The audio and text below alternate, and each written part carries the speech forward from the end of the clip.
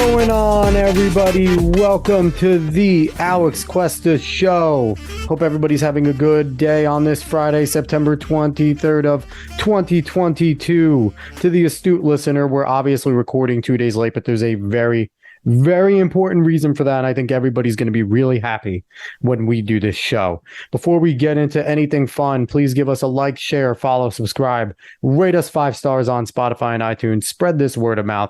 Go find us on social medias at the Alex Cuesta Show, or just go search for that. You'll find us there. You'll see my nice bland logo. As always, with me, David. What's going on, dude? I'm doing pretty good. I'm very excited for the show today. Very excited for the show today. Covers a topic we've talked about before, but I think it's rightly talked about a lot more than just once or twice. So it's a topic we talked about before, but we have somebody on here that can talk with a lot more authority and a lot more knowledge on it, because he's someone that over the last 2+ years has kind of dedicated his life, put himself out there on a limb more than most people, where me and you, we pay lip service to this every once in a while when something pops up in the news.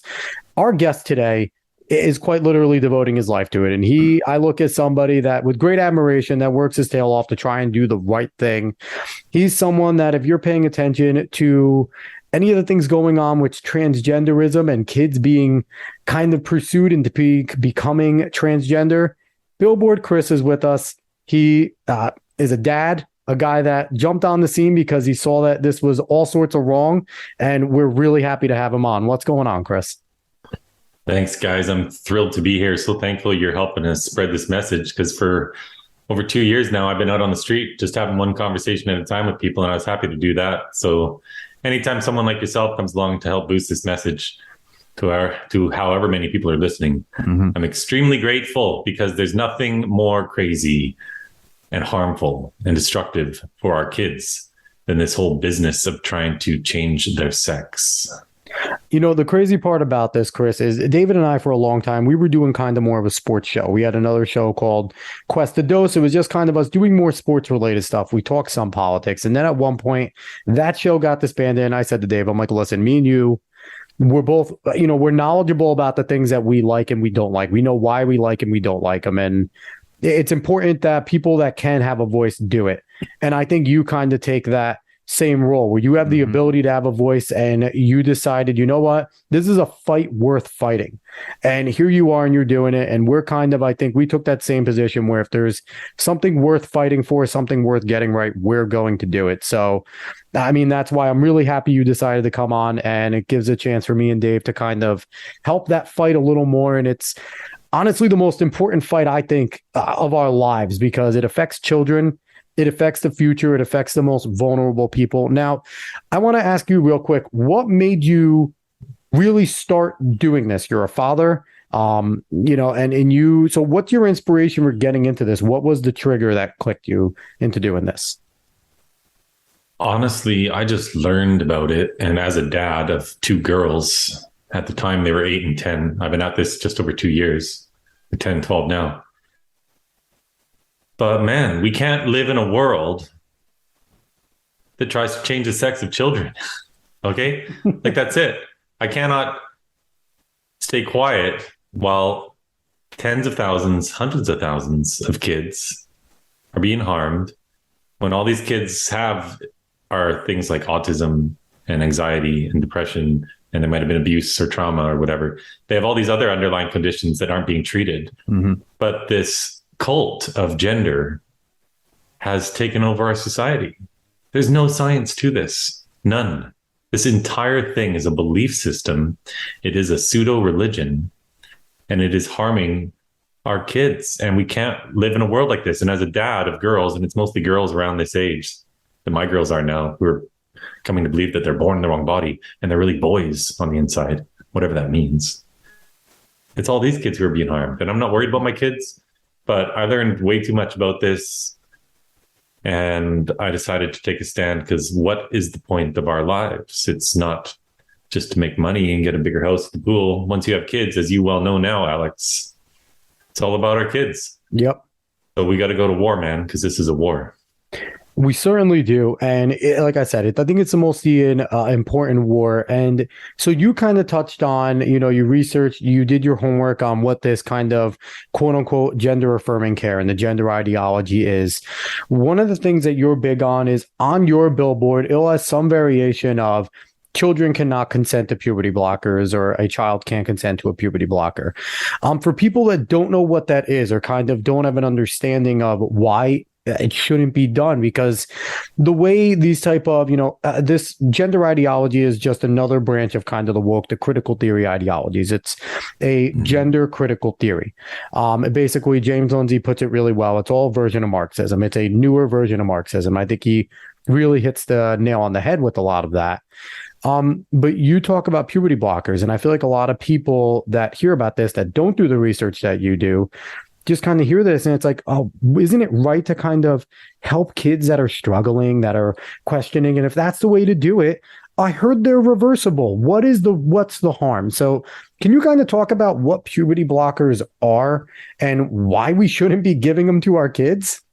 Yeah, let me just back up a little bit. People should probably know what I do, why I'm called Billboard Chris. Yes. A couple of years ago, early September 2020, I put up a billboard in Vancouver, Canada, where I'm from, following the lead of Posey Parker in the UK, this woman who'd put up a sign at the Edinburgh train station that said, "I love J.K. Rowling, the Harry Potter author," because she's spoken out about this. She took a ton of heat for it.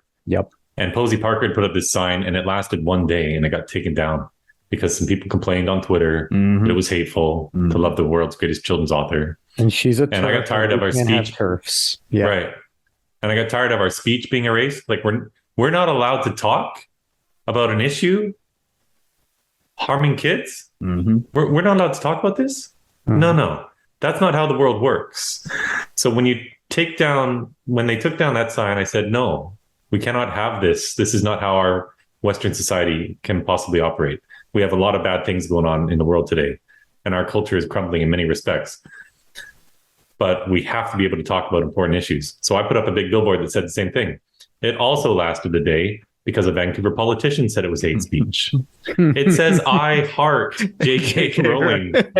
That's it. A big red heart on it is hate speech. And they took it down. So then I put up a bunch in Portland, Los Angeles, San Francisco, Utah, Washington, D.C., and Times Square. So that was, someone had called me Billboard Chris in some chat, and I thought, okay, that sticks. So Chris, then because I couldn't, you made your mistake because it wasn't a rainbow heart. If it was a rainbow heart, then you would have been good. Well, even in this scenario, I'm sure it would be hate speech, just like gays against groomers. Is now a far right wing group that just had their PayPal taken away for the harm of speaking up for kids. But anyway, because I can't put up a billboard in Canada, there's only two main sign companies, and neither one will work with me. I'm not going to let them silence me. So it's not hate speech, and I can say it. So I had some signs made, and I became a billboard. And I went and stood right where that original billboard was. And then I started having conversations with people downtown. And I just haven't stopped since then. I've been traveling all across Canada, and now I travel all around the US. And I've been out on the street for probably 2,000 hours having street conversations, taking abuse, getting assaulted, getting arrested, had my arm broken in Montreal. That was fun. And I just keep going, because if you keep going and you never stop, eventually people like yourselves take notice, right? This is the theory. And eventually you get traction and some bigger things happen. And finally, I got some bigger things happening in the States, especially with these Boston Children's Hospital videos that I tweeted out, which they removed from their website. But anyway, so that's my background. To get into what puberty blockers are, these are cancer drugs being given to kids to stop their bodies from developing. So it's a drug called Lupron, usually Lupron. That's an injection. Sometimes these kids get an implant put under their arm or in their thigh that lasts for a year. It's called Histrulin, but it's the same thing. And this drug has been approved by the FDA to treat prostate cancer in men, endometriosis, uterine fibroids in women. Same exact drug has been given to pedophiles, because instead of physically castrating them, this drug chemically castrates them, destroys all sex drive. And so this is a very harsh drug. Women can only go on it for a period not longer than 6 months for endometriosis because the side effects are very harsh. But we're giving this chemical castration drug to children as young as 8, 9, 10, 11 years old. Mm-hmm. As soon as they hit Tanner stage 2 of puberty. So the technical term for this is when they hit Tanner stage 2. For a girl, this is a year or two before she's had her period. Maybe her breasts have just started to form. So they're going to be like 9, 10 years old. Boys probably a year or two older. Mm-hmm. And it stops puberty because apparently it would be traumatic for a girl to start developing into a woman. And it would be traumatic for a boy to start developing into a man. So this drug literally stops girls' breasts from growing. Their hips won't get wider. Boys' penises don't grow. It reduces their bone density. And on the surface, people might go, oh, is that such a big deal? Yeah, well, yeah, obviously it's bad. A young girl in Sweden just suffered spinal fractures while she was on this drug. Yeah. She was on it for 3 years. She has osteopenia, which is like early stage osteoporosis. She's in chronic pain. This isn't isolated. This is a listed side effect of this drug. A young mom I talked to in California, her daughter lost 11% of her bone density at a time her bones should have been getting way stronger because kids' bones are soft, right? Mm-hmm. So that's one thing. So stop puberty so they don't develop. That's just the first step. And this always goes together with the second step, which is the opposite sex hormones. I have to ask real quick, how is this not considered a eugenics practice? We are quite literally doing experiments with drugs that are off label. We really only understand that they do the one thing, they block the puberty, but we're now finding out a lot about what the secondary side effects are. And, we were all, as a Western society, after we learned about what Hitler was doing with the Jews and the eugenics projects, we were all mortified when we found out what they were doing to children and things like that. And now here we go. And it seems like, it's bizarre because it's the same type of group of people, right? It's a lot of your collectivists. It's what, even though people don't want to believe that Nazis and fascists are on the left, they're a branch of socialism. So it's the same people doing the similar type of stuff. And it's how you're trying to open people's eyes to things like this. But I think we need to start kind of calling it more what it is. This is very much in the branch of a eugenics type of thing because we're doing human experiments and trying to find out what they do after. And we're doing it on our kids. And that's the worst part. We're doing it on our kids. Yeah, I hear that a lot, the eugenics argument. It's hard to argue against it. I think for a lot of these people, so with eugenics, it's intentional. Mm-hmm. A lot of these people are just, what's the term? Useful idiots. They're true believers in this religion of gender. And you have all these young women pushing this. Young white women mostly are kind of the foot soldiers of this. Are they all evil? Do they all want eugenics? No. But they've been deceived. And like any cult, it's the victims who then become the perpetrators. Mm-hmm. Yeah. Yep. They're recruited into it and then they become the recruiters. And we've seen this incredible spike among young girls transitioning. We haven't seen this spike with boys. It is up. And I think boys don't get enough attention on this, and I should talk more about it myself. But it is really exploding among the girls. And it's the culture now. When you go out on the street with me, and maybe I can, next time I'm around you guys, let's go hang out on the street and do something. Come to New York, come to Poughkeepsie. I'll come into the city. If you come to New York City, let me know. I'll come walk with you. You're around I'm there a few DC. times a year. We'll exchange numbers. You'll shoot me a text or a call or something. You got it. And it's a little different in New York. It's not nearly as bad as other places, actually. Mm-hmm. But I see these young group of women walking down the street, and I know almost every time where I'm from, Vancouver, other cities, that I'm going to get abuse from them. And the young guys aren't like that. They're relieved that I'm out there. Mm-hmm. And the big athletes, the strong guys, I never, ever have to worry about these guys. Literally never. Unless they're... The only violence I get from big guys one time was in Montreal, and that was Antifa. That was different. Yeah. I mean, these guys are just domestic terrorists. They don't even know what I'm talking about. Yeah. Exactly. But yeah, man, I think there's a lot of true believers pushing this. And of course, there are people intentionally funding this who know exactly what they're doing. And I think they're just kind of crazy too. But yeah, there's certainly a eugenics component to this, especially with autistic kids, because half these kids or more are on the spectrum. And that's being totally ignored by all the autism societies. Yeah. So before I cut you off, you were just finishing up with the part 1. Now jump into the part 2 now. You were going to talk about they're given the opposite hormones there, the opposite sex hormones. Yeah, so they stop their own hormones from coming. Then they give the opposite sex's hormones. So they'll look more like the opposite sex. They're doing this to 13-year-olds. Ridiculous. In fact, get this, guys. So Johanna Olsen Kennedy runs Children's Hospital of Los Angeles Gender Clinic, one of the biggest. Tons of kids in LA, of course, Southern California, super liberal state. You get tons of kids wanting to transition there. She runs it. She's one of the top people in the whole US for this. She got a grant from the NIH, National Institute of Health, of $5.7 million. It went to 4 different children's hospitals. Went to LA, UCSF, Lurie Children's Hospital in Chicago and Boston. Jesus. $5.7 million grant to study these kids on cross-sex hormones. And part of the grant was an application to reduce the age these kids got the opposite sex hormones from 13 to 8. That's unthinkable to think that these people that are doing this too are also parents. That's probably the worst part to think about, Chris. Like, to be quite honest, that a lot of these grown men and women that are doctors, and a lot of it's women that are doing it, I think we need to note that a lot of the doctors, and I think if people, I watched What is a Woman by Matt Walsh. We did a whole episode on it.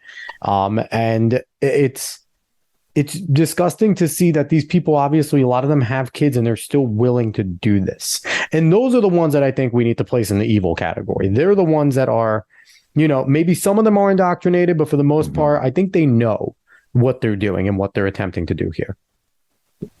Man, I have no words for it. I have absolutely no words. We do not know the effect of our own hormones on our developing brain. No. Let alone the opposite sex's hormones. Yes, girls have a tiny amount of testosterone naturally in their body. We're giving them doses that don't belong. And obviously their bodies can't handle it, because what's happening to these girls? Well, they get deep voices. They're going to grow a beard. They're going to get hair everywhere. It causes other things down below, like bottom growth. People can look that up if they want. I'm not going to get into it. This gets too obscene. Yeah. But one of the side effects of testosterone use is vaginal and uterine atrophy. So these girls have to get a hysterectomy. They're cutting out their uterus. Sometimes just by choice. They call these gender affirming hysterectomies, which a doctor at Boston Children's Hospital has an inspirational video about. But a lot of times they have to get their uterus removed because it's atrophied. And they're cutting out their ovaries as well. So now they can never produce estrogen. So either way, even if they wake up when they're 25 and go, what the heck did I do to my body? They're now a lifelong medical patient, forever reliant on some external source of estrogen or testosterone, whatever they decide to do. Each one of these kids is worth at least $1 million to the pharmaceutical industry. Yep. And this is sold as helping children to be who they really are. What? Sterilizing kids, chopping off body parts, turning them into a medical patient is not helping a child be who they really are. It should be the most obvious thing in the world. But somehow all the medical establishment and all the political establishment has been captured by this complete and utter child abuse nonsense. Now, I got to ask, Chris, when you're out on the street, do you happen to see like a certain age range that will really attack you over age ranges that will at least listen? And because to me, it's really weird. Now, maybe I was raised in more of like a traditional kind of aspect, but it would be really weird to see someone 40 years old be told about a child going on puberty blockers and them not even having the question of like, wait, what the hell is a puberty blocker? Like, you don't just block puberty. That's not a thing that you stop. So I gotta say, there must be some kind of discrepancy between the age ranges you might even get on the street. It's huge, man. Okay. So 90% of the abusive comments I get are from young white women, liberal women under the age of 25.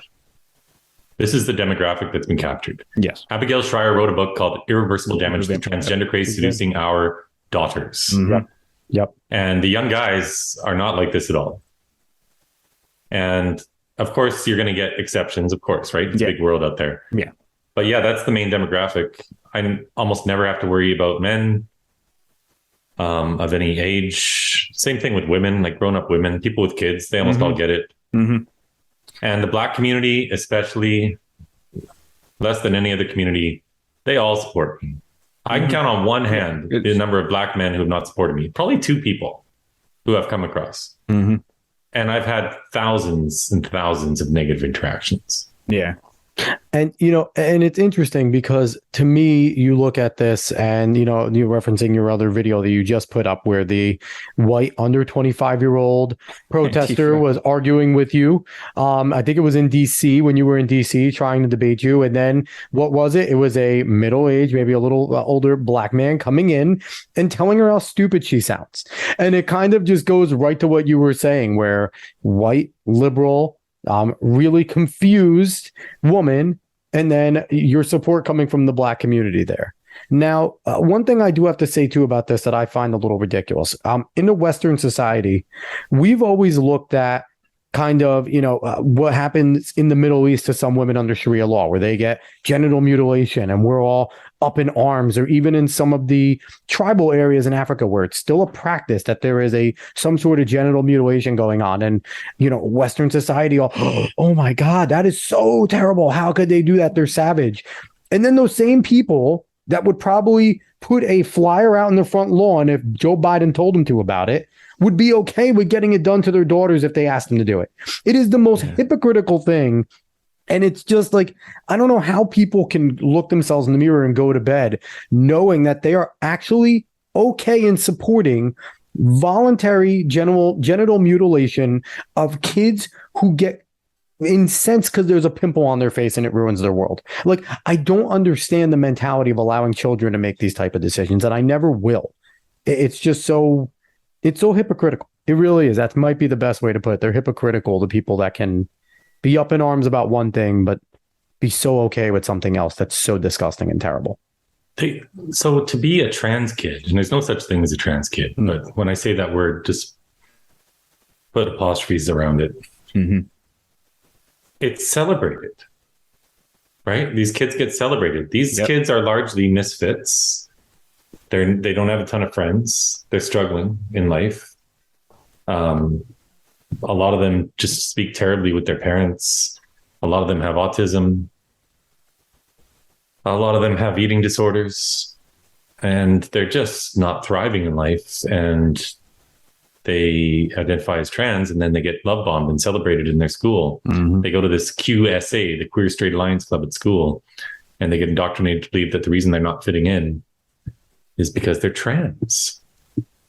Oh, okay. It's because I'm trans. What does that mean? This is the crucial question.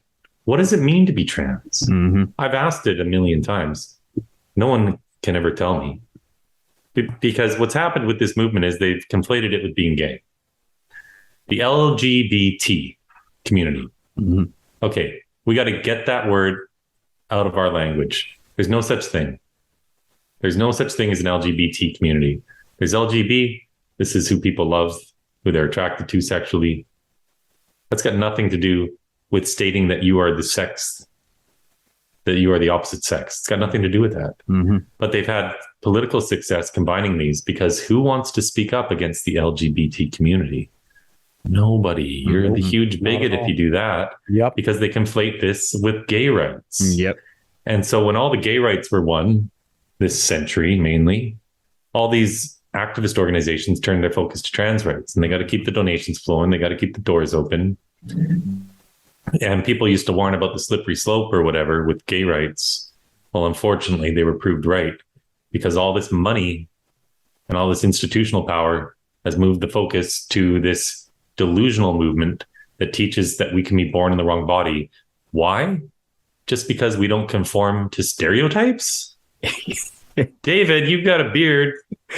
But dude, if you were more effeminate, would that make you a girl, or would that just make you an effeminate man? Exactly. I mean, we've questioned every once in a while with you growing up. But it's the funniest thing, because we talked about the same exact thing before, and it's so weird, because like even when I was growing up, you would still hear the term tomboy.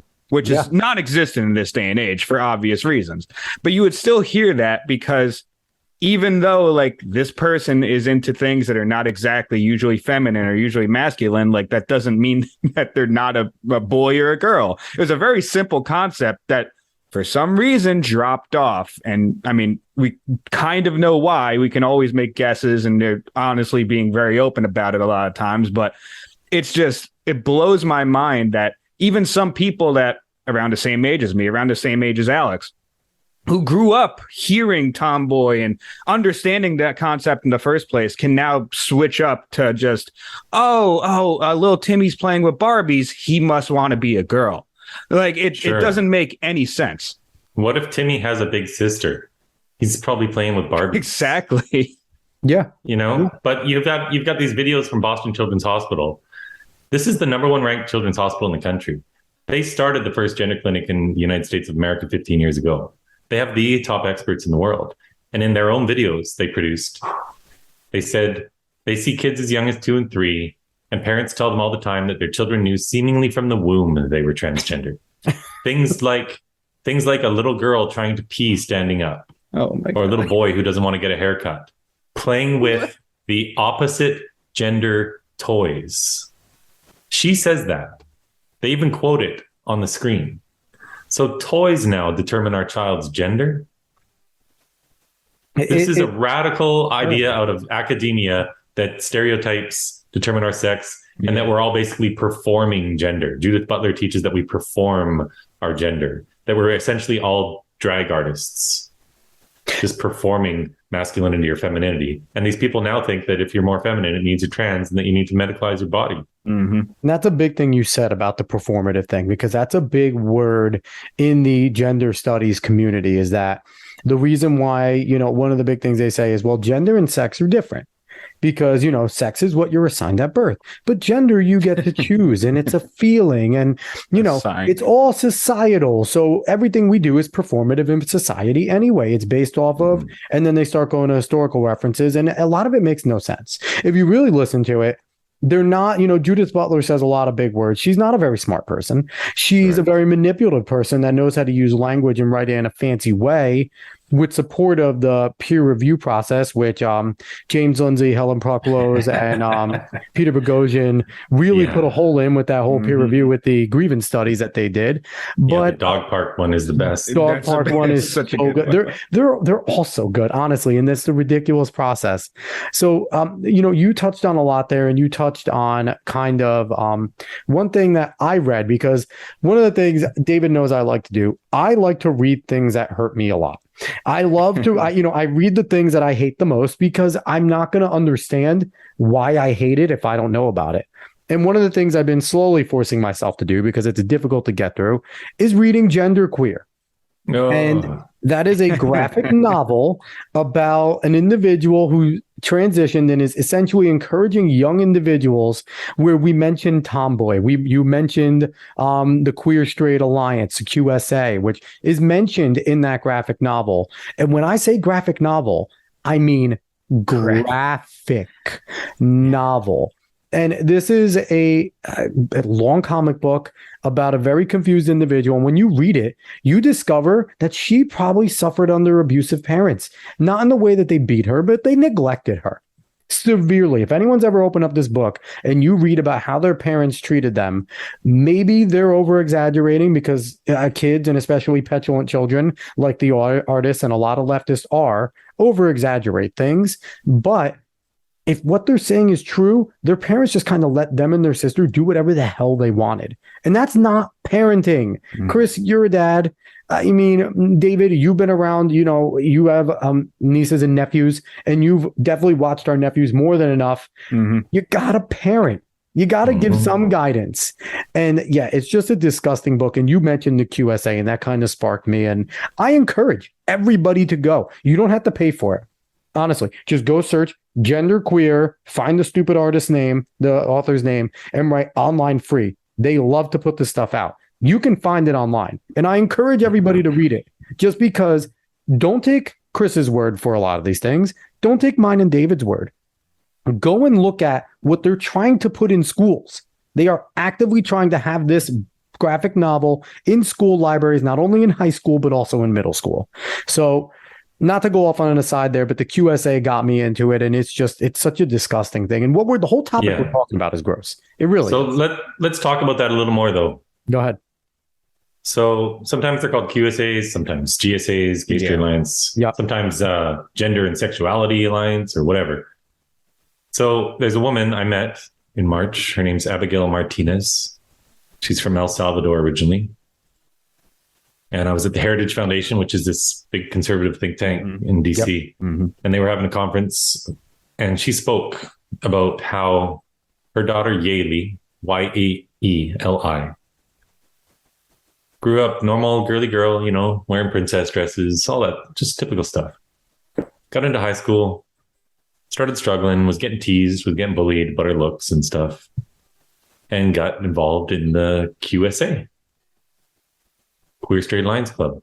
It's like a recruiting center. They bring in pizza.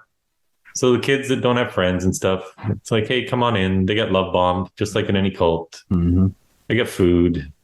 They get a new friend group.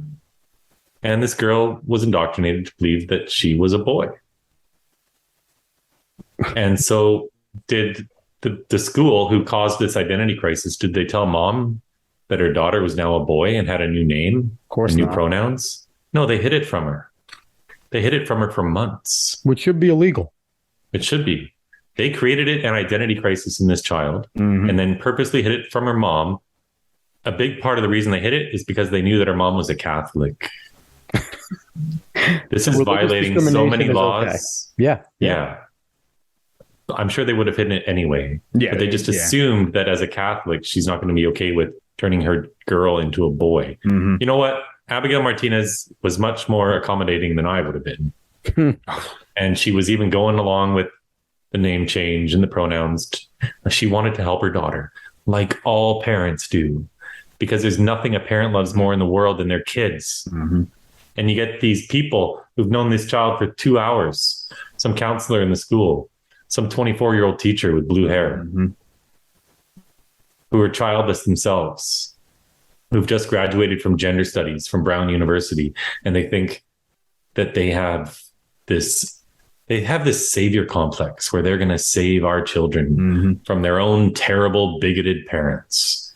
And so anyway, the girl wanted to go on testosterone because she was taught that that's what she needed to find happiness. Mom knew that testosterone wasn't the best thing for a girl. Mom knew that a girl needed therapy and health for her mental health. But because she didn't want to put her on testosterone, the state of California took her into custody. They put this girl in a group home with other so-called trans kids. And while she was separated from her mom on testosterone that the state was now giving her, this little girl knelt down in front of a train. And police had to pick her body up in pieces. So the state of California killed that girl. It's bad enough what's happening to our kids socially. It's worse to do this physically. And then you combine how they're stripping parents' rights away to protect our kids, our one job in this world. They're taking that right away from us. Parents need to wake up and get going, because this is an all-out assault on the very foundation of family. Yeah, I was going to ask if you thought, because you could see it in stories now that a lot of parents are actually waking up to this. You could see the way that parents are going to like schools and figuring that this is actually happening. But I was going to ask, do you think that a major part in how this even got through to happen to kids so much now is because of just, I'm not trying to put it in bad terms, but parents' ignorance to what was happening, to what was being told to their kids. And they just never knew that this was a thing that was going on in schools, or that this was a thing that was going on in hospitals, until basically it was too late. And now it's already happening to kids at such a degree where, like you said, like that's that terrible story that, I'm amazed that you could hear that and even recite it, because it just in a calm manner, because that just pisses me off hearing it. Yeah. It's all on video. I'm going to retweet it again. Actually, I told the mom that I was never going to stop telling her story, and I'm not. Now, you're absolutely right. Parents had no idea this stuff got put into our school system because when we went to school, I'm older than you guys, but it's changed pretty quick. Yeah. We were taught reading, writing, arithmetic, penmanship, some history. There was no ideology in schools. And now they're teaching ideology. They're teaching kids what to think, not how to think. And in certain states, parents just have no rights. In Washington State now, when your kid's 13, you have no more say over the medical care. This child, a 13-year-old child in Washington State, can go get puberty blockers, cross-sex hormones, even a double mastectomy without their parents' knowledge or consent, using their parents' private health insurance. And the parent will get the bill for the copay, but the drug and procedure is redacted. Okay, this is like 1984, to use an overused analogy. Yes. But it 100% is. And in California right now, so even if you guys fix this in New York or New Jersey, fat chance. California, I'm working on it. Some great New Jersey moms. But in California, Scott Wiener, this senator, living up to his last name, introduced a bill that makes California a sanctuary state. So any kid from all over the country can run away from home to California to get this so-called gender affirming care, and they won't return the child home. A non-custodial parent can kidnap the child from Texas, bring them to California, and California will ignore arrest warrants. They will ignore court orders, subpoenas. They will ignore child custody agreements, and they will transition that child. And there's nothing the custodial parent can do about it. You were on Timcast IRL not too long ago, and I remember watching it and listening to it. Great show. I recommend everyone go watch Tim Pool and Timcast. He does awesome work. But he always likes to talk about civil war. It's kind of a big thing he constantly brings up is civil war. And I think that what you just hit on right there is more of a reason for people to go to war. And I don't know how necessarily to cause something like a civil war, because California doing something like that, and we saw what parents could do in Virginia already with Glenn Youngkin, that when parents really get fixed on something, they move the needle. They get things done. And if you're telling parents, and especially if this starts happening a lot in the southern states, your Texas and your places where they are strong and they are very, and this goes beyond conservative. This goes beyond liberal, because right now we know if you're not a full-on Marxist, you're on the right. That's kind of how it is, because I mentioned Tim Pool, I mentioned James Lindsay, two guys that sure as hell are not conservatives. They are not right-leaning dudes, but they've been forced into being called right-leaning because everything else, if you're not a crazy leftist, you're on the right now. But this is the way I see the Civil War started. California doing that law and other states start doing something similar. And now you're messing with our kids. A lot of people's eyes are going to open up. And I think it's going to just happen more and more. As they start getting more and more radical, it's going to open up more. And it needs to. Because a lot of what you're saying, I don't know how familiar you are with Mao Zedong and the Cultural Revolution in China and what occurred under his watch. And a lot that I see going on here is very similar there, where his whole goal was a student revolution, was to, tell the students your parents are wrong. And eventually, once he indoctrinates enough, go start killing your parents, beating your parents, killing teachers that won't renounce the four olds. And here we are. We have kids being told your parents are wrong. They don't know the best way to care for you. They don't understand you. They don't understand what you're going through. And here, we will help you.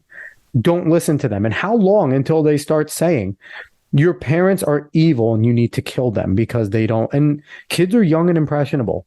And we've seen it already. We've seen the rise of leftism amongst a lot of kids, and colleges are doing it in a terrible way. So this reminds me, and it's, the slippery slope, this might sound going into extremes, but I don't think we're as far away as people think we might be from those type of things occurring.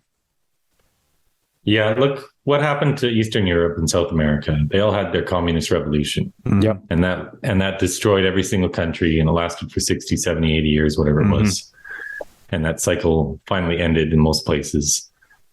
Well, they're trying to bring it here. Yep. And you mentioned how this is like Marxism. People get confused by that. So James Lindsay has his books, Race Marxism, Queer Marxism.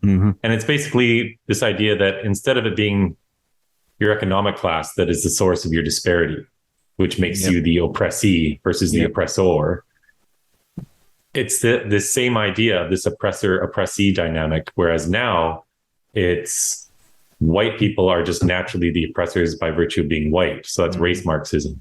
Yep. And then queer Marxism is that cis heteronormative people, heterosexual people are the oppressors, and all these queer people, but no one can define queer, are the oppressed. And so it creates this dynamic in civilization where you've got this constant division going on.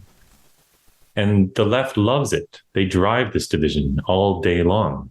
You got Joe Biden calling half the country semi-fascists. Yeah. Mm-hmm. Have you been to this half of the country? They're just regular people living out in the suburbs, living out in the country, trying to take care of their families, teach their kids.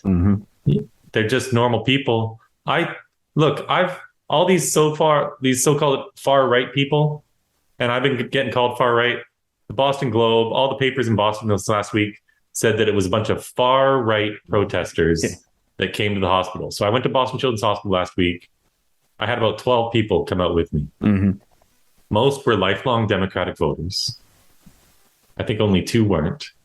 They were just gentle moms, a couple grandmas, some dads whose children have all been captured by this ideology. And almost all these kids, by the way, are on the autism spectrum. And it's really hard for the parents to reach them because they've been so thoroughly indoctrinated. And they just don't want their kids getting sterilized. They're okay with gender nonconformity. We are all okay with gender nonconformity. Yeah. That doesn't mean your child's the opposite sex. And who do we have on the opposite side of the street? The counter protesters who came to defend what the gender clinic is doing. Antifa. We got a bunch of people chanting, "All cops are bastards." These are the people defending Boston Children's Hospital's sterilization of youth. The same people who 2 years ago were burning down buildings as part of Black Lives Matter. So if those are the people defending you, it's not hard to tell which side of history you're on when it comes to this argument. It's just an idea, Chris. And that's the most amazing thing, though, because you brought up how it's a cult. It's basically a pseudo religion. Even if you want to go as far as basically to say it's a religion. It is a religion. I feel like cult even emphasizes it more.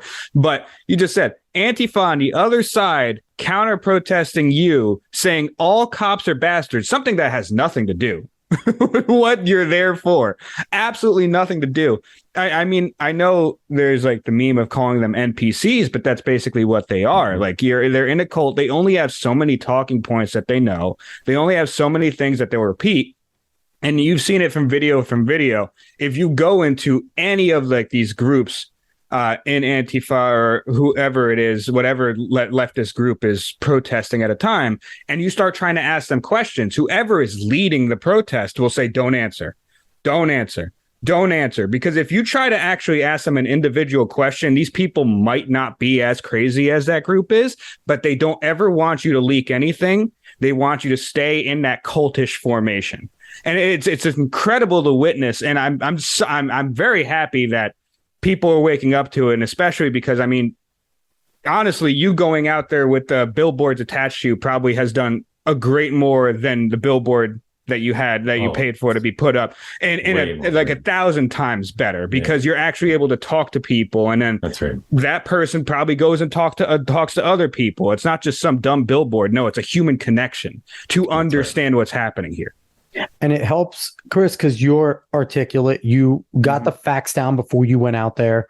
You're not just going off talking points. You are citing specific things, and you're just a normal guy. You're not a lobbyist. You're not a billionaire. You're not this big shot, a radio host or someone like that, or like I think your impact is felt more because of those things, because you're just somebody that gives people bravery because you're willing to go sacrifice it all. You are actually willing right now to sacrifice everything in order to try and create a better future for your kids. And it's admirable. And I think the more people kind of hear your story and get to know you and hear what you're doing, it's a lot easier to get behind somebody like you than it would be, for instance, other people are doing great work. Like, Glenn Beck talks about this, Tim Pool I mentioned, and some other, big time guys on the right. But people are like, man, this is their job. But this wasn't your job. This is something that you picked up. Now, I want to talk about something because you mentioned that all these kids are worth like $1 million to this whole entire lobby that's going on. Mm-hmm. Dave, you talked about Matt Walsh and his Vanderbilt thing that he Yes. just broke out.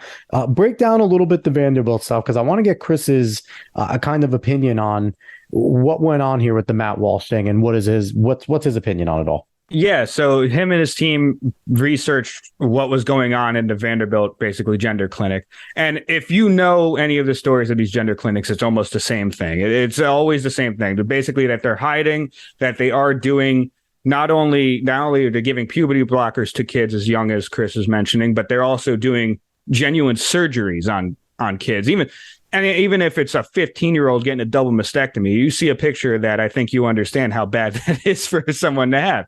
Yeah. But the most interesting thing to me, which exactly why it's a good thing to be brought up, is that in the first video he posts, it is mentioned Dr. Shane Taylor, when they opened in 2008, said that it's a big moneymaker.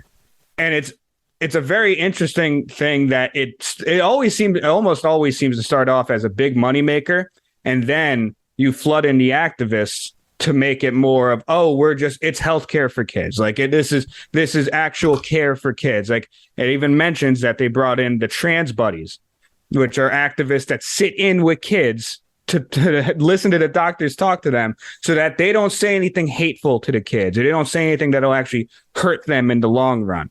It is honestly, it's vile. It's vile and disgusting to witness how these things come about. And I think it was a fantastic grab by Matt Walsh, because even though you may know that this is basically happening in these clinics, it's good to actually see it come out. The videos, the actual documents. It's always good because then you could show it to someone and say, look, I'm not making this up. This is them in their own words. So yeah, Chris, I want to just get your opinion on kind of that whole entire Vanderbilt thing. And is it kind of just business as usual with what you've been seeing, or is there anything kind of new that kind of pops out at you here? Honestly, as sad as it is, it's business as usual. Mm-hmm. Many places are even worse. I've got video from a Kaiser Permanente in Oakland, California, where they admit to cutting off the breasts of a 12-year-old. And they're castrating 16-year-olds. They're not just castrating them. I don't know how much we want to get into this, but they do these inversions. So they castrate the boys, then they do a penile inversion to make a neo vagina. Mm-hmm. But because if these boys were on puberty blockers, the penis never grew, there's not enough tissue. So what did they do? And they're doing these surgeries as young as 16.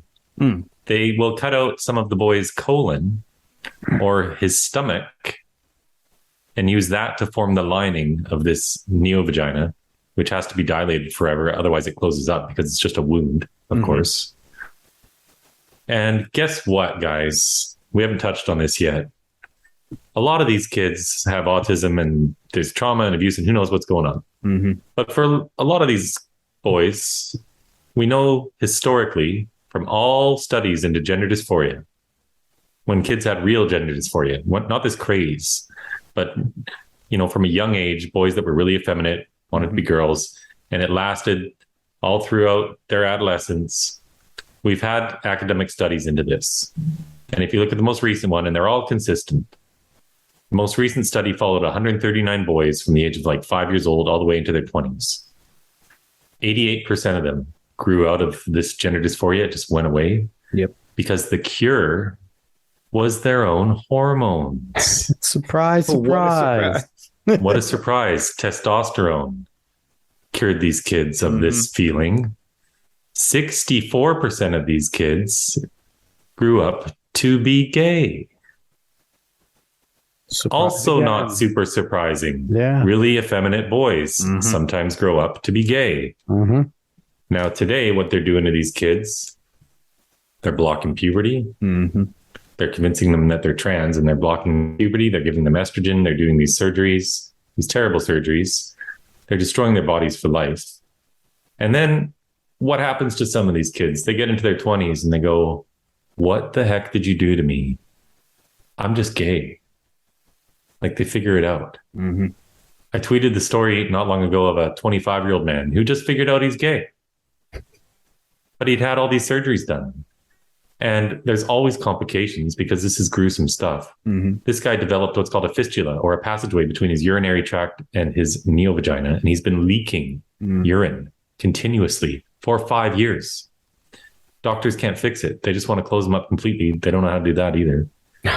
And one of these infections one of these days is going to kill him because these things spread. So terrible. These stories are not unique. No. This is affecting thousands. There are 42,000 girls on GoFundMe right now, raising money to get their breasts cut off for gender purposes, girls and young women. That's just the ones raising money, never mind the ones who have it covered. Yep. So Or we just can pay for it. We should definitely call this as it is, because it is a group of activist leftists that are actively trying to sterilize a generation, a large swath of a generation, because the surgeries that you're talking about, when they're removing a uterus, they're removing ovaries, they are creating a neovagina, they're not getting these sexual organs back. And on top of that, if they're given these puberty blockers, these individuals don't experience this arousal. They don't experience I've heard you mention this a bunch of times. They don't experience in the same way that me, a person that has not had these surgeries can and will experience them.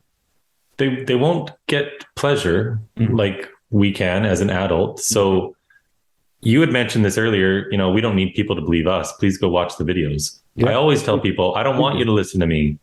And the great thing today versus when I started 2 years ago is we have videos from all the professionals making every argument I could ever possibly make. So I just refer people to the experts. Yeah.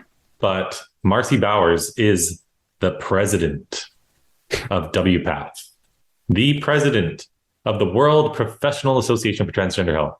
They write the standards of care that these gender clinics can follow. They go even younger than the recommended ages all the times. But Marcy Bowers admitted in a Zoom call with all these other experts, it's on video, I've tweeted it, that literally none of the boys who started on puberty blockers early on, Tanner stage 2 it's called, none of the boys have ever been able to have an orgasm as an adult. So they have destroyed the future sexual function of all of these boys. What child can possibly consent to not being able to have an intimate relationship when they're older? They don't even have a concept of the idea. I mean, and it goes to a lot, in my field of work, I talk to a lot of different young people, and I've had them tell me things like, oh, I don't have a single friend who hasn't thought about committing suicide, or all of my friends are depressed. All my friends have anxiety. They all have panic attacks. And, and I'll say to them, like, doesn't that seem intentional? If it's a whole group, like if the percentage just rises a fair amount, okay, maybe there is a small issue that popped up. We need to fix it. But when it is a huge majority of kids going through their adolescence now that will actively say, I have depression, I have anxiety, I have panic attacks. And it starts as a fad, but the brain's an amazing thing. The more you continue to tell yourself things, you will make yourself sick. You will make yourself have these things, because we can mimic when someone has legitimate depression, and we see it all the time. And now we convince ourselves that we have it. Our brain will start to work that way, and the chemicals will start to occur, and you will make yourself depressed. But, and then things you're mentioning, I think this goes with a lot of the things that they're doing to kids with the transitioning and stuff like that. We have a whole generation that is being mentally destroyed. And it's allowing people with influence to do these types of things, to get them chemically castrated, to get them sterilized. And I know people don't want to think that there's this conspiracy or nefarious things going on, but we just live in such a naive world where there are evil people out there, everybody. There are people that are evil. There are groups, large groups of people that are evil, that want to do evil things. And what is being done now to our children in terms of their mental health? We talk about a mental health crisis. The mental health crisis is convincing every single kid that they have a mental health problem. That is the mental health crisis, not the fact that it's there. It's that telling kids to go search for yours and find it so we can fix it. Go find the problem that's not there. Not that you're just going through puberty, you're a little confused. Being down on your luck is normal because you're trying to figure out your place in society. No, you're a little sad in puberty, so you must be depressed. You feel a lot of pressure in a big situation. That's a panic attack. No. And it walks hand in hand with what you're doing here with the trans lobby, because I feel like it's just all an attack on our kids in general. And it's a disgusting thing, Chris. And it's something that we need to find a remedy for. And I think things that what you're doing and hopefully what we do here is going to try and build that remedy and kind of give more people more courage to, David and I are just average people too. We do this podcast for fun. Yeah. We both have day jobs. We're at risk doing this in a way, because if our day jobs are not in favor of what we're saying or doing here, we're out. So, but it's worth it. It's worth it. It's absolutely worth it. It is worth it to make our kids' futures better. And you can get another job. Yep. Yes. All these people afraid of losing their livelihoods and everything. I get it. I get it. A lot of people cannot do that. So I understand. But you got to look at this with perspective. Okay. Our grandfathers stormed the beaches of Normandy in the middle of machine gun fire, knowing that they had a better chance of not exiting that beach than getting to leave it.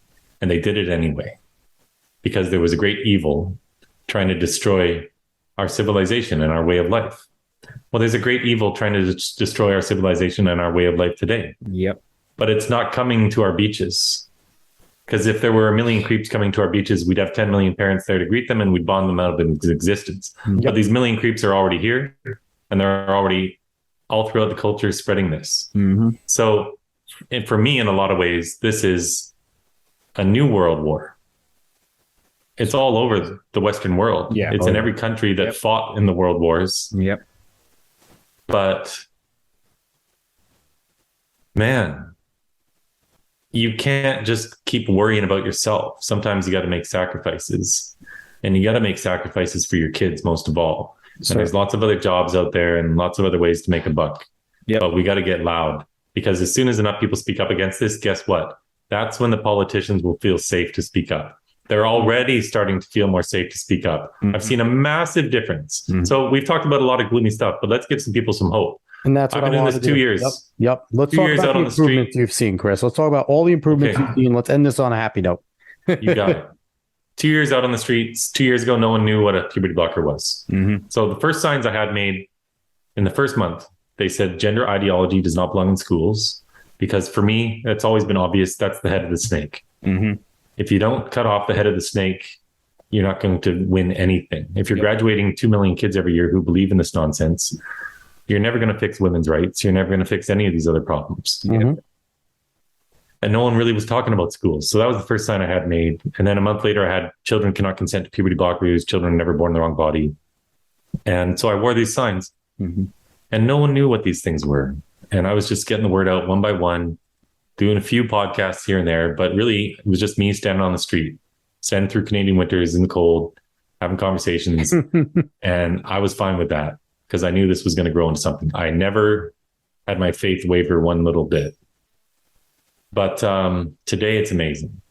The support I get out on the street is a lot greater than it used to be. I'm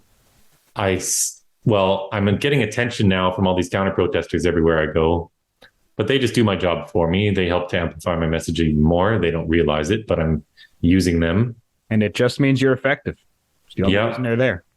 But man, so many people are aware of this issue now. One of the top questions I hear is, have you watched Matt Walsh's film, What is Woman? That reached so many people. Yeah. Tucker Carlson has been talking about this since January of 2021, ever since Biden took over. And he's made a big difference. And, a lot of people talking about this are making a big difference. But so many know now. And the conservative beast in the United States of America is finally awake.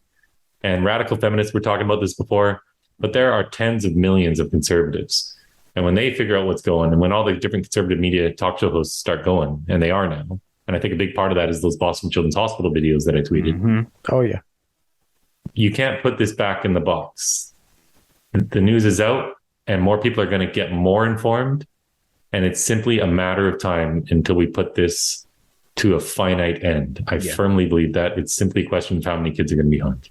I love it. I love it. Dave, before we close out this fantastic show, do you have anything else to add or ask Chris before we jump off? Not necessarily. I'm very happy to have Chris on.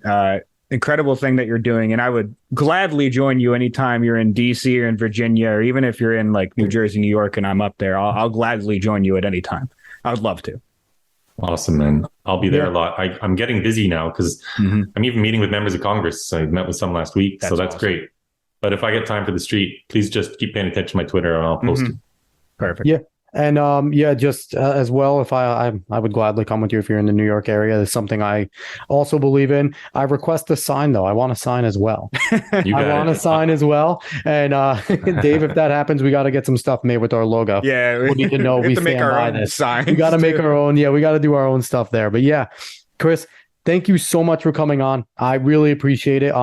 What would you like to plug so people can find you, can see what you're doing? You talked about your Twitter. Give some plugs out there so people can see the work that you're doing and the great things you're doing. Thanks. Yeah, billboardchris.com. It's a basic website. I need to hire someone to keep it updated every day. I'm working on hiring someone right now. But that's where you will find my Twitter account as well. My feed is on there. I'm on Twitter. That's where I really do everything. Yeah. At Billboard Chris. Now, it's hard to find me because Twitter's censoring me. I don't show up in the search bar. I'm deemed 18 plus, so you have to enter a birth date. And if you want to see any of my media, you need to adjust your settings to allow sensitive content because these are all the things Twitter's doing to me. But at Billboard Chris, at Billboard Chris on Twitter, Instagram, I'll get going more. And then my website's Billboard Chris. I've got a donate button. If people could donate, that'd be great because it's not cheap traveling around North America. But mostly I just want people to get up to speed and have conversations because it's one conversation at a time, which is going to end this. So inside the show's description, I'll throw in your Twitter, whatchamacallit, HTML there. Thanks. So people can go directly to yours, and I'll put your website on there so people can visit that as well. But I just want to thank you again for coming on. You're brave. You're extremely courageous. You might not think you are because you're just doing what you think is right, but standing up to this machine that the left has really created all around the Western world and quite literally going out there and doing it on your own for a long time is sheer bravery. And, I thank you. I think David thanks you as well. Yep. You're the type of people that give us the courage to come out and do what we're doing here and attempt to do what we're doing here. So thank you so much again for coming on. We will certainly be by your side and be an ally with you in this for the rest of time until this is fixed.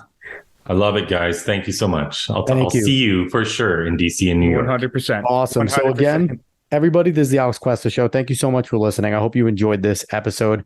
Like, share, follow, subscribe, rate 5 stars on Spotify and iTunes. Spread this word of mouth. Go look up the Alex Cuesta Show on the socials. And we'll be back next week with another great show. So everybody, thanks for listening. So long, everyone.